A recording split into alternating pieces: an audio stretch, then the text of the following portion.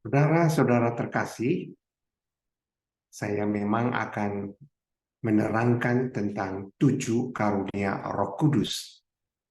Sebelum sedikit penjelasan dari saya akan mulai dengan yang sangat biasa dulu, siapa Roh Kudus itu.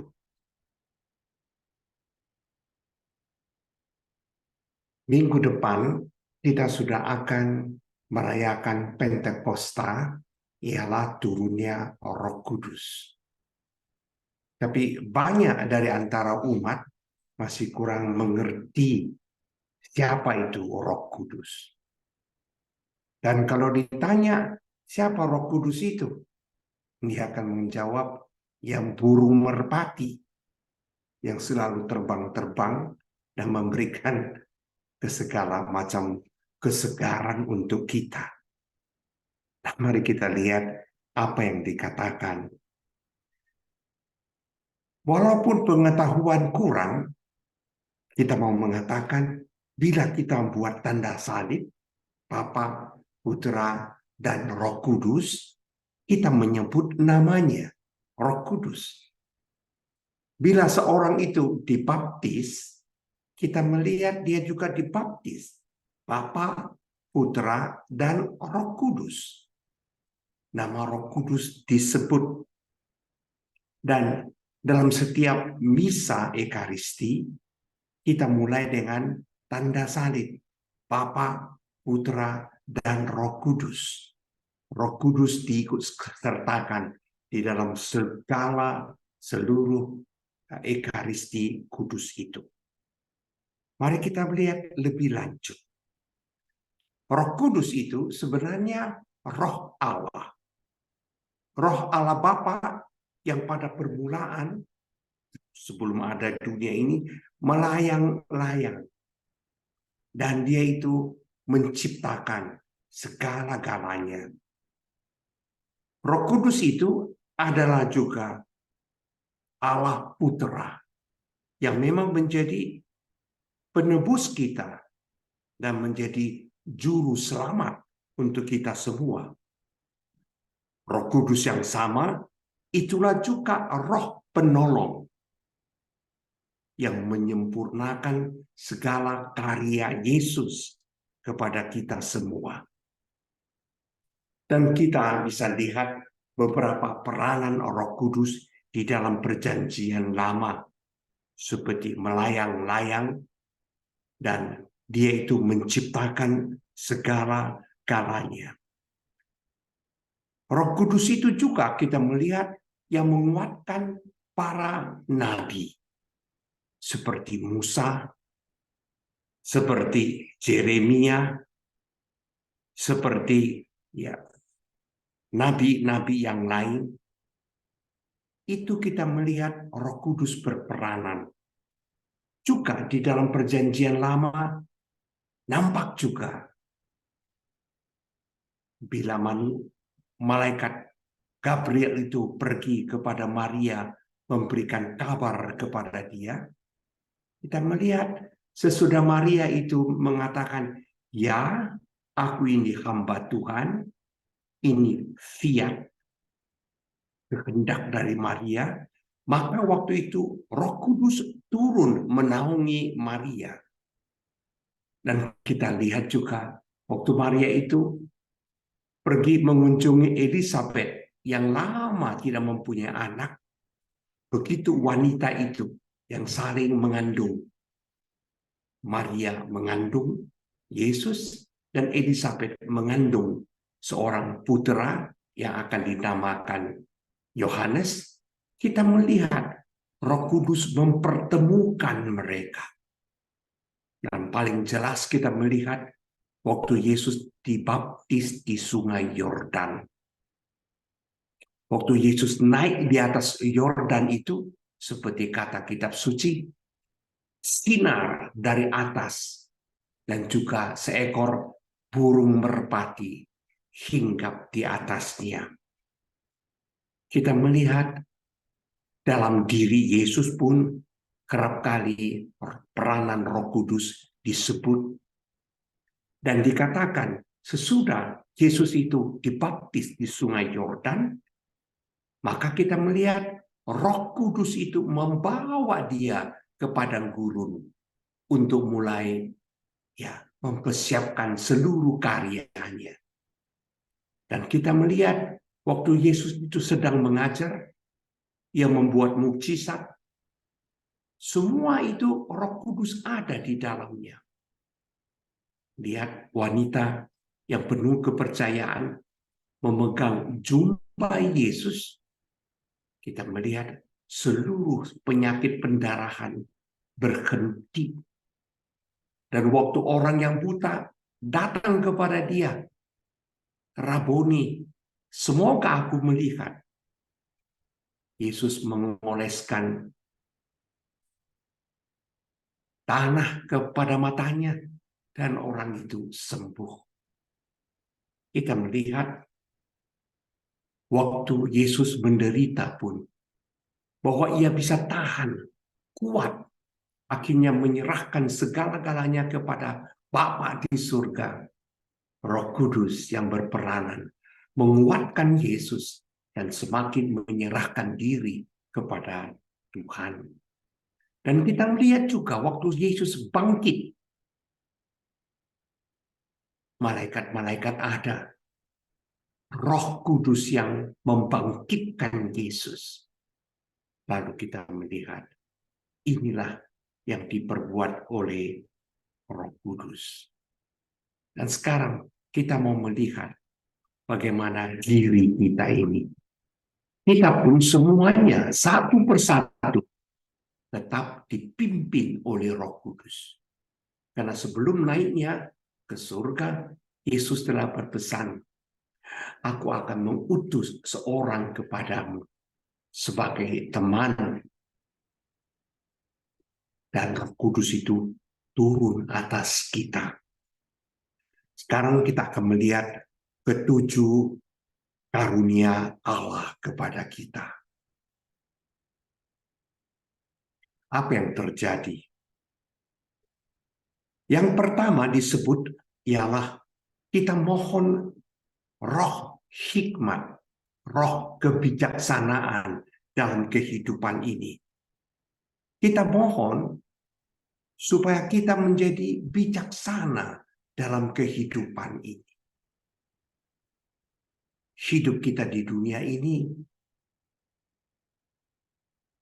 kita lahir, kita hidup, dan akhirnya kita menemukan kematian.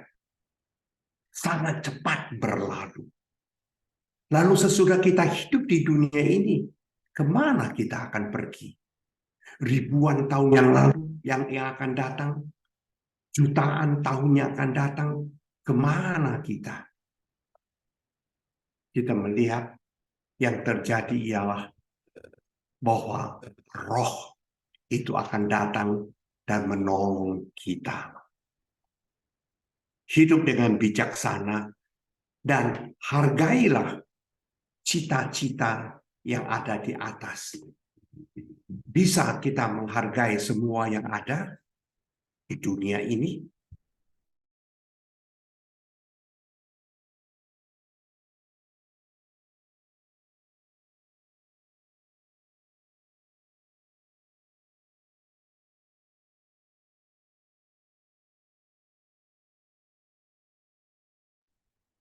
Ngomongnya keluar.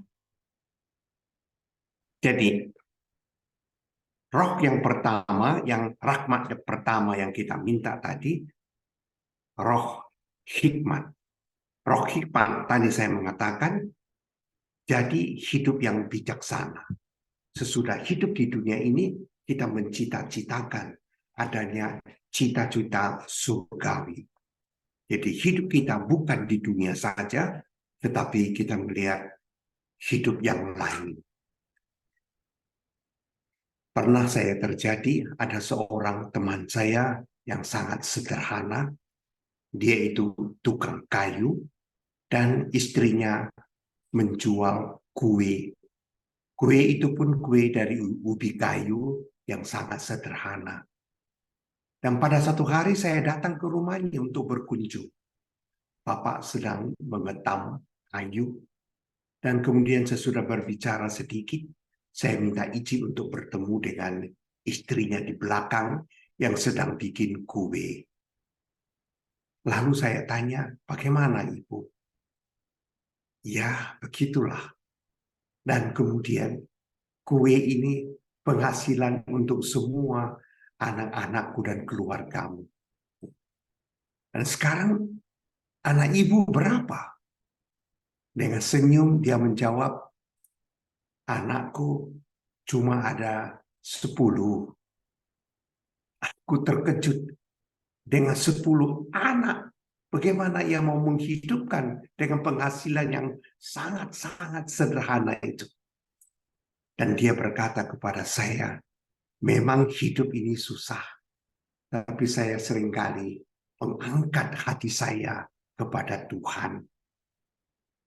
Pastor melihat saya tiap-tiap hari hadir dalam gereja, ikut ekaristi. Dan tiap-tiap kali kalau imam itu mengambil hosti yang sudah dikonsakrir ke atas, dan juga anggur yang sudah diubah menjadi darah Kristus ke atas, aku seringkali berteriak pada Tuhan, Tuhan, ingat akan kami. Beras di rumah sudah berkurang. Minyak goreng pun hampir habis. 4 dari anak-anakku yang uang sekolahnya masih ditunggak. Tolong aku, jangan rebah di salibmu. Nah, dengan begitu ia hidup sambil percaya akan Tuhan. Ya mohon roh hikmat itu hidup dengan bijaksana, dan Allah memberikan kebahagiaan kepada dia. Nah, sekarang kita beralih kepada karunia kedua, roh pengertian. Apa yang terjadi dengan roh pengertian itu? Kita mohon dalam roh pengertian agar Tuhan itu memberikan paham yang sungguh-sungguh tentang ajaran Kristus. Dan sesudah kita paham akan ajaran Kristus, kita coba mengikutinya dengan senang hati, konsekuen, dan juga penuh tanggung jawab. Lalu kita juga mohon kepada roh pengertian itu agar kita sungguh dapat memanggul salib kita, memanggul segala penderitaan yang ada dalam kerajaan surga. Saya pernah kenal akan satu keluarga, bapak dan ibu yang saleh. Bapak sehat, tetapi kondisi ibu kurang sehat, yang mendapat stroke, dan sampai stroke yang kedua kali, sehingga ia sungguh lumpuh. Dan dalam keadaan lumpuh itu, ia harus hidup bersama dengan suaminya. Tiap-tiap malam waktu tidur itu, ia harus juga ke toilet. Dan karena tidak bisa jalan, ia selalu memanggil suaminya, tolong papa saya sampai ke toilet, dan kemudian sesudah selesai kembali. Saya mendengar cerita itu dari mereka, dan saya bertanya kepada suaminya, apakah engkau sanggup tiap-tiap malam menggendong istrimu ke toilet, sedangkan engkau sedang tidur dengan nyenyak? Dia mengatakan kepada saya dari hatinya yang dalam, memang tidak gampang, pastor. Tetapi saya diberikan rahmat oleh Tuhan, pengertian akan ajarannya tentang memanggul salib. Saya panggul istriku ke toilet itu. Dan tiap-tiap kali aku memanggul dia, aku mengingat sepertinya Yesus sedang meletakkan salibnya di bahu saya. Dan saya angkut salib itu sampai di kamar mandi. Aku menunggu istriku. Lalu kubawa kembali ke tempat tidur. Hanya dengan pengertian akan itu. Bahwa segala yang kukerjakan untuk Yesus. Itu membuat seluruh hatiku menjadi lega. Dan aku bersyukur. Itulah roh pengertian. Baca kitab suci. Tahu tentang ajaran Yesus. Dan ikutilah dengan dan penuh dengan tanggung jawab. Kita masuki karunia ketiga, roh nasihat.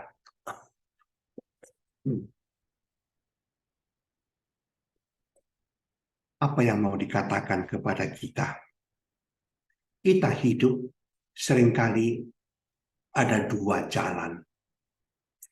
Jalan menuju yang baik dan jalan menuju yang kurang baik.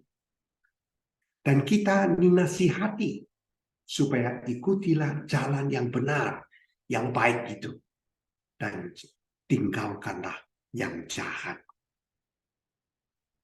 Milikilah yang baik. Dan kemudian carilah Tuhan lebih dekat. Ikuti.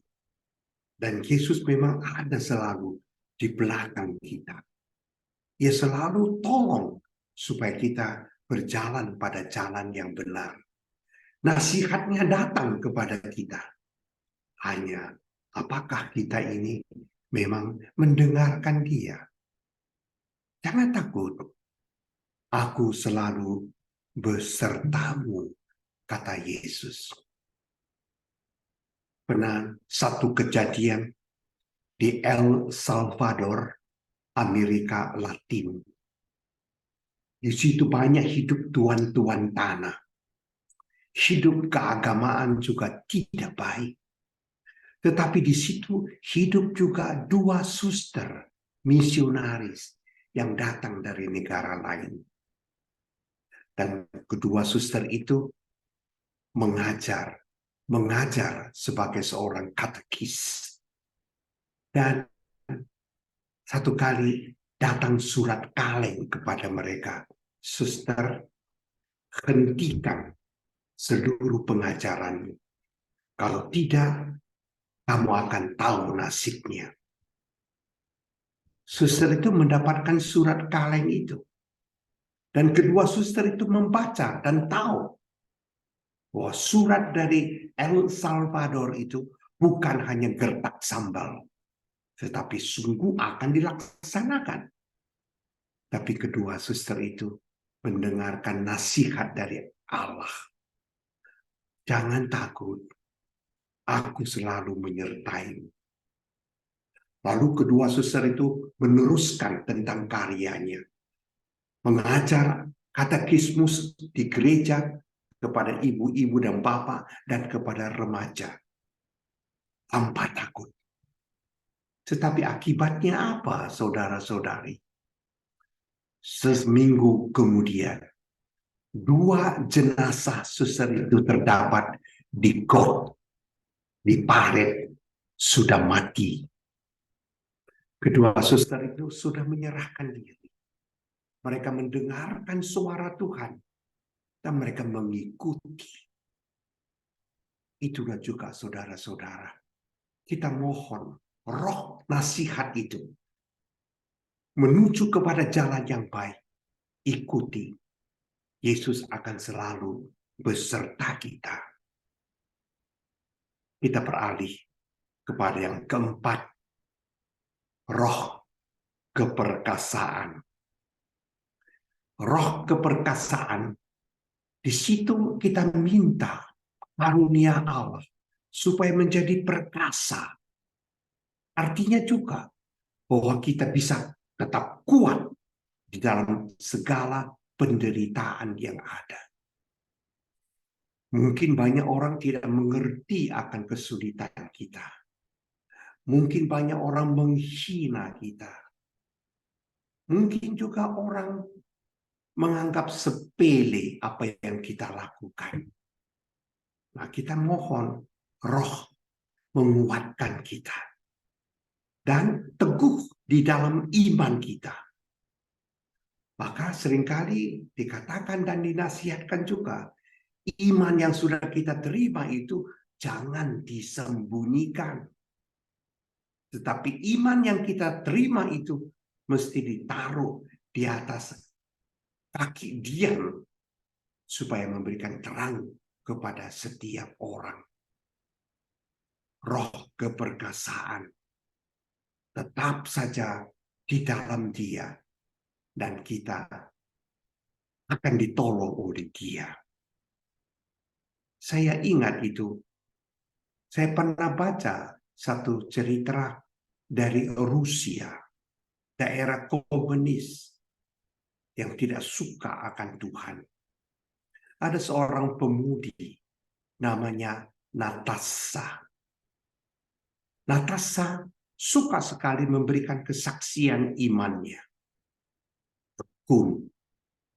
Maka karena ketekunannya, dia seringkali berkumpul dengan teman-temannya untuk membahas Injil, sharing, dan saling menguatkan. Walaupun itu sudah dilarang oleh pihak yang berkewajiban, polisi-polisi. Dan pada satu hari, waktu Natasha bersama dengan temannya itu sedang berkumpul dan membahas Injil, tiba-tiba pintu didobrak dan polisi-polisi masuk. Mereka semua dipukuli, dicambuk, dan dilarang, diancam untuk tidak lagi berkumpul-kumpul membicarakan tentang hal-hal agama. Mereka semua bubar. Tetapi apa yang terjadi? Karena roh keperkasaan itu, kekuatan itu, 3 bulan kemudian, Natasha itu menghimpun lagi teman-temannya. Ayo kita mulai lagi. Yesus akan menolong kita. Mereka berkumpul. Nah, untuk kedua kalinya, polisi datang dalam perkumpulan mereka.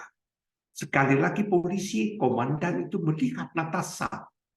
Dia sangat beram, marah, pukul mereka, dan membubarkan mereka itu. Mereka bubar. Tetapi roh keperkasaan ini terus membisiki kepada Natasha.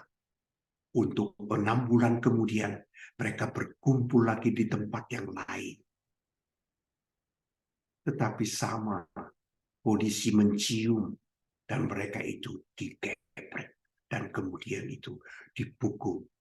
Natasha yang selalu hadir, dipukul tangannya sampai lumpuh. Kedua kakinya dipukul juga sampai tidak bisa berjalan. Lalu untuk ketiga kali itu, karena amarah besar, maka Natasha itu dikirim keluar ke tempat pembuangan. Yang terjadi, saudara-saudara, lihat karya Tuhan. Komandan polisi itu berpikir-pikir, siapakah Natasha ini? Ajaran apa yang mereka itu sebar-sebarkan? Iman mereka kenapa begitu kuat dan tidak jerah?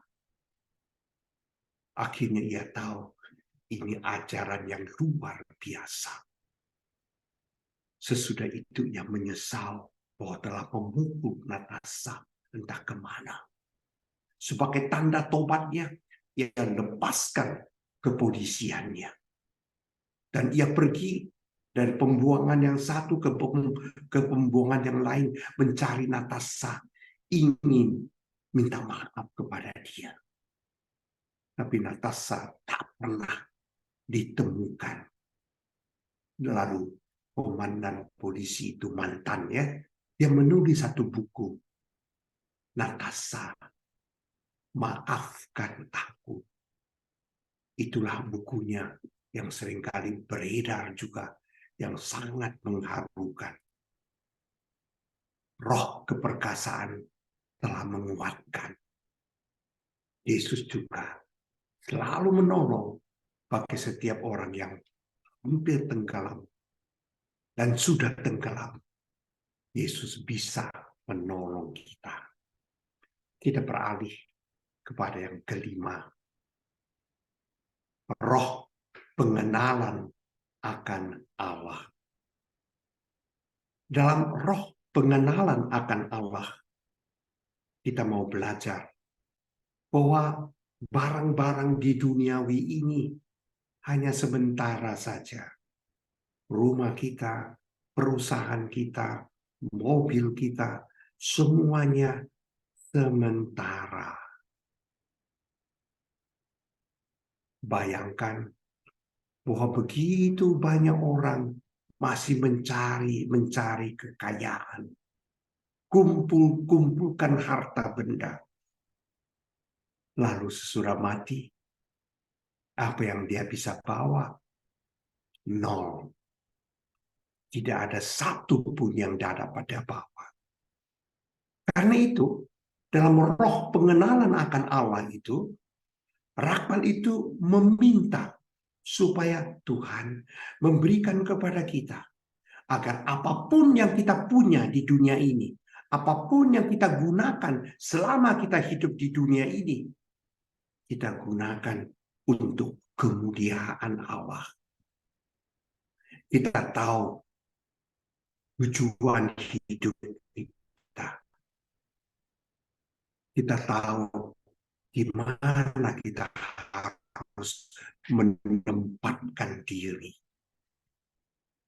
Kadang-kadang Allah juga ingin sekali memberikan kepada Tuhan apa yang dia minta.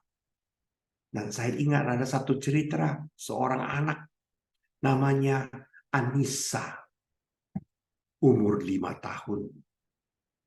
Satu kali Anissa itu pergi dengan mamanya, ibunya ke pasar. Sementara ibunya itu membeli sayur dan ikan, Anissa jalan-jalan sendiri. Dia melihat di tukang jual aksesoris itu banyak sekali barang. Dan dia melihat ada kalung dari mutiara.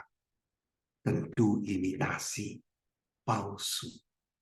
Tetapi Anissa suka sekali akan itu.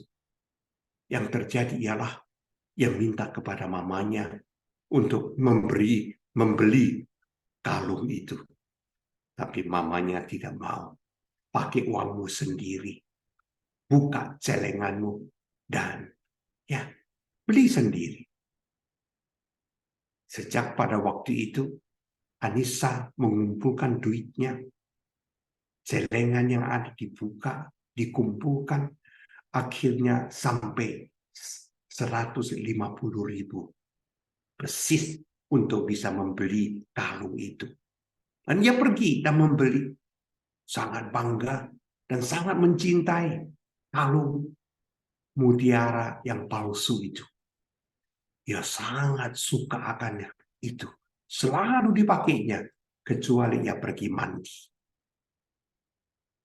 Dan karena masih anak 5 tahun, selalu mau tidur, selalu masih didongengi oleh bapaknya tentang salah satu dongeng. Dan Anissa mendengar. Dan tiap-tiap kali kalau bapak itu sudah membaca, sudah mau anak Anissa tidur, bapaknya berkata, Anissa, engkau mencintai bapak? Anissa berkata, tentu bapak, engkau Dedi, aku sangat mencintaimu. Lalu kata bapak itu, kalau begitu, berikan kepada bapak mutiaramu itu, kalungmu itu.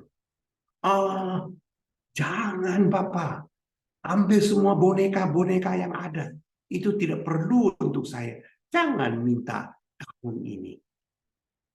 Bapak diam, dia pergi dan tidur. Keesokan harinya, dia datang lagi untuk mendengarkan dongeng sebelum tidur. Sesudah Bapak bercerita sekali lagi. Bapak bertanya, Anissa, engkau mencintai Bapak? Tentu Bapak. Kalau begitu, Bapak mintalah mutiara itu. Oh, Bapak, jangan minta mutiara ini. Pakaian-pakaianku yang baru, bawa saja. Itu tidak perlu untuk saya. Saya mencintai kalung mutiara itu. Jangan, Pak. Ambil yang lain. Ia pergi dan tidur.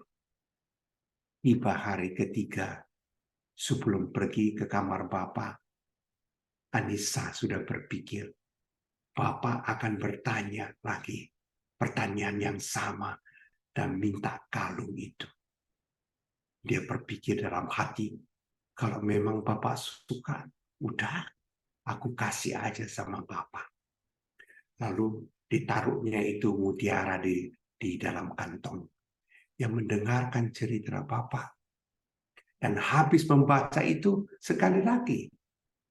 Pertanyaan itu dikemukakan sekali lagi.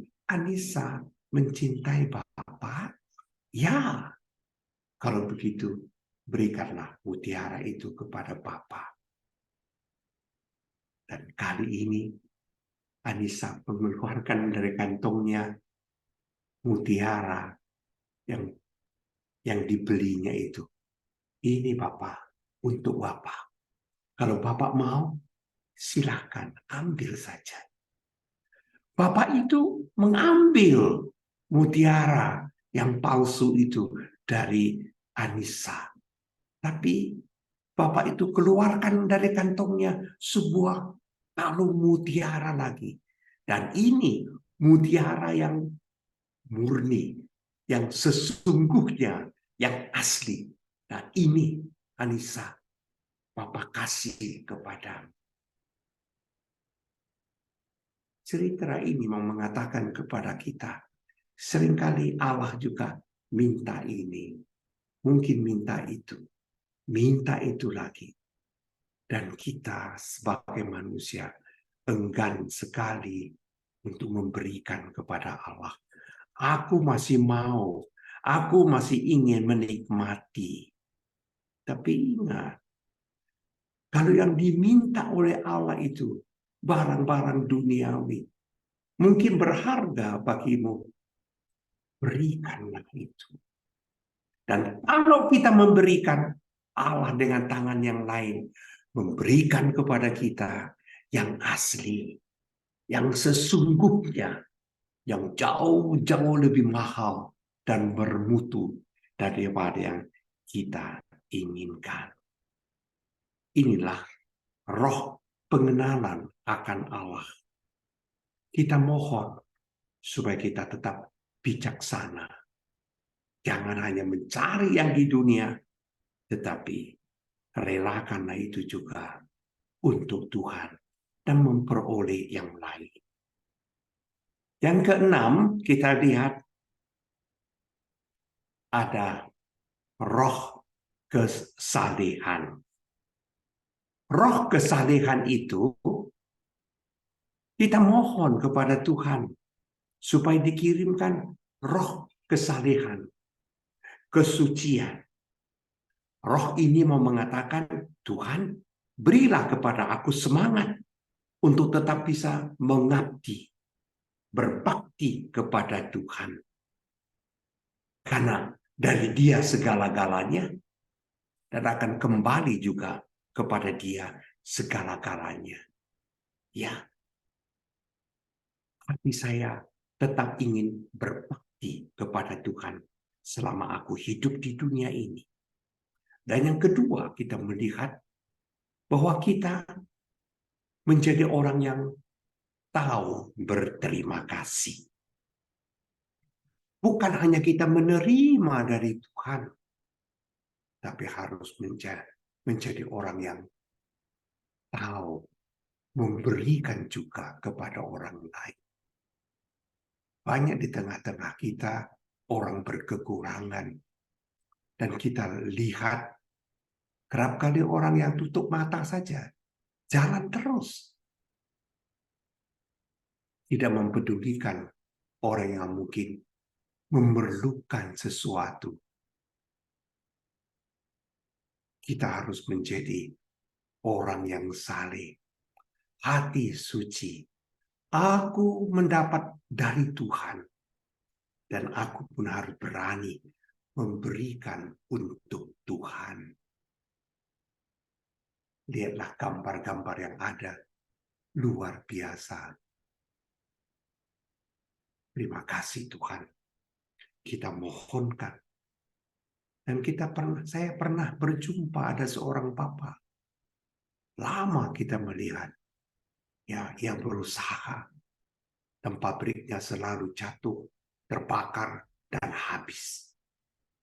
Dan pada satu hari, waktu ia mulai berjaya kembali, dia itu berkata kepada saya, "Pastor, bolehkah saya berikan sesuatu untuk gereja?"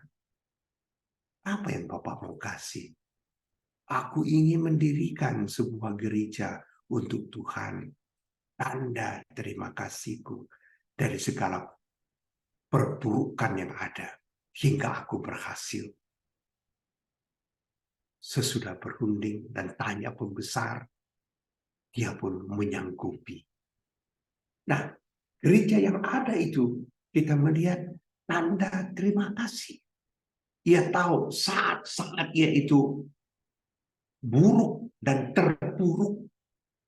Nah, sesudah ia naik, ia tetap ingat, Tuhan, Engkau yang memberi, dan ini kembali kepadamu. Tahu berterima kasih. Inilah kita melihat sesuatu yang luar biasa. Mohonkan itu. Mohonkan itu. Supaya Roh Kudus itu memberikan kepada engkau suatu pengertian, ya, kesalehan sebagai orang Kristen yang sesungguhnya. Nah, yang terakhir, saudara-saudara, karunia ketujuh, roh takut akan Allah. Takut akan Allah bukan seperti kita takut akan musuh, bukan takut akan sesuatu yang mengerikan. Takut di sini berarti kita ingin tunduk kepada Allah. Kita tahu Dia yang paling agung. Dia yang mengarahkan kita kepada sesuatu yang paling baik. Karena itu aku tunduk kepada Dia. Dan aku tahu juga, bila aku tunduk, pasti juga diganjari dengan hal-hal yang baik pula.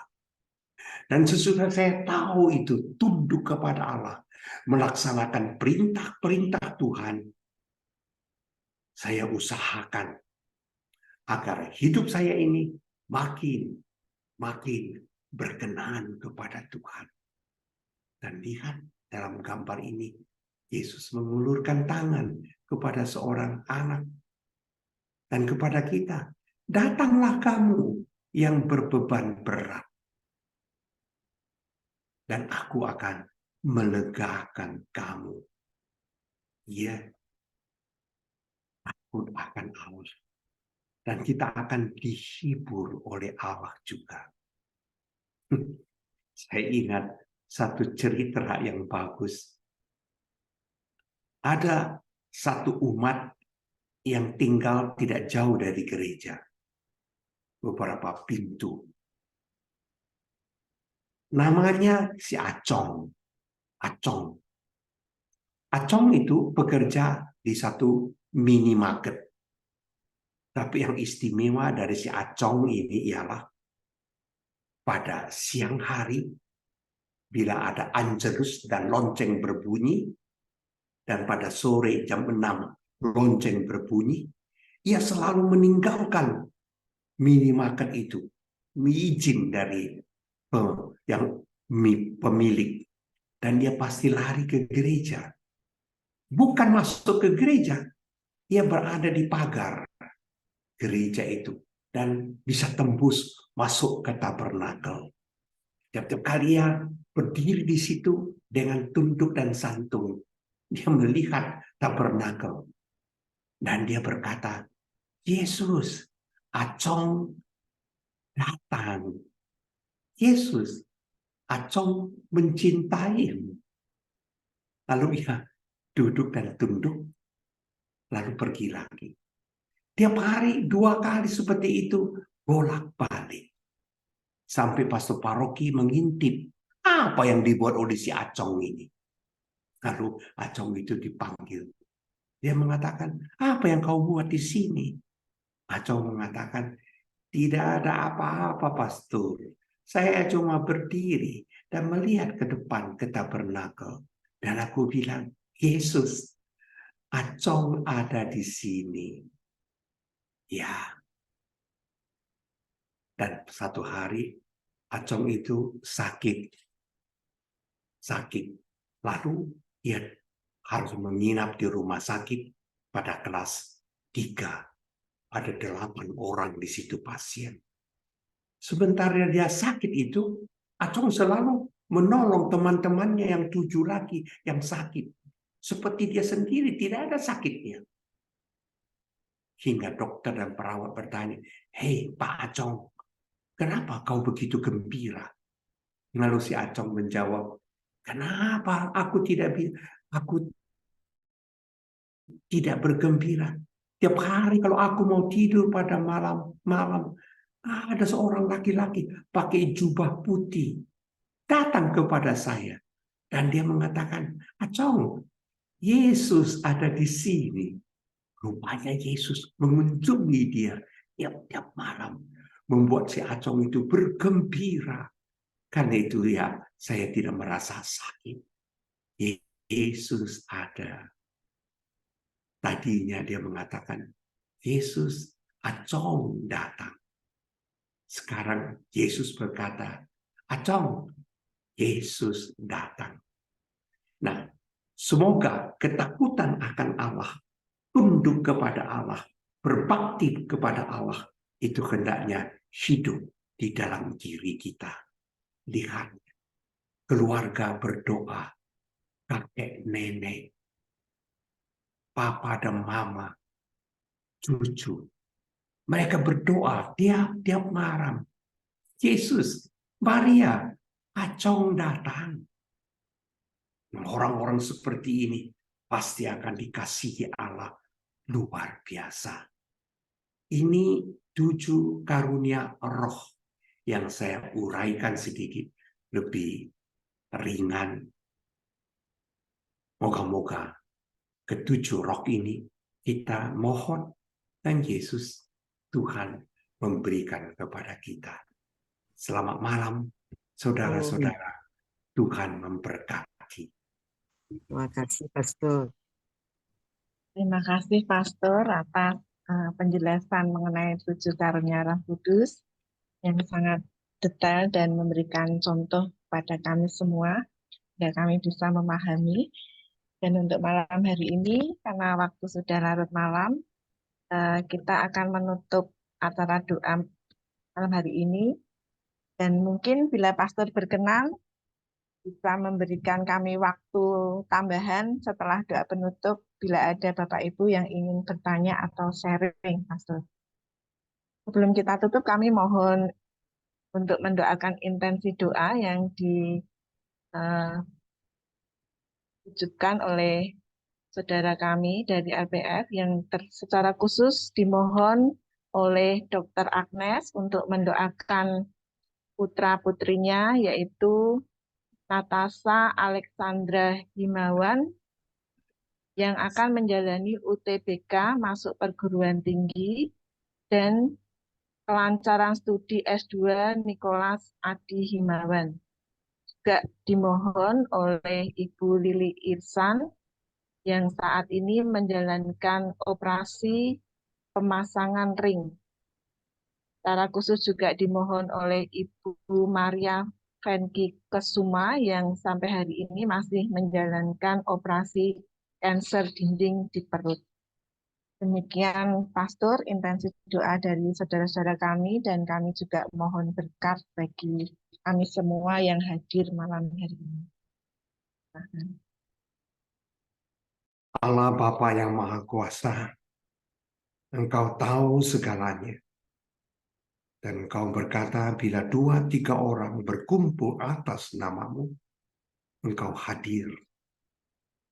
Maka Engkau yang hadir ini, kami menyerahkan keperluan-keperluan saudara-saudara kami.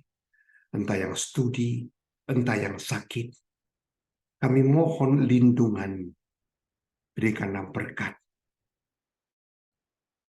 kesembuhan, kesuksesan bagi kami yang memohonnya dengan rendah hati. Biarlah Roh Kudus juga menolong kami dalam kehidupan ini, mengingat akan orang lain, dan berbelas kasih kepada siapapun. Ini kami mohonkan Tuhan dengan perantaraan Kristus Tuhan kami. Amin.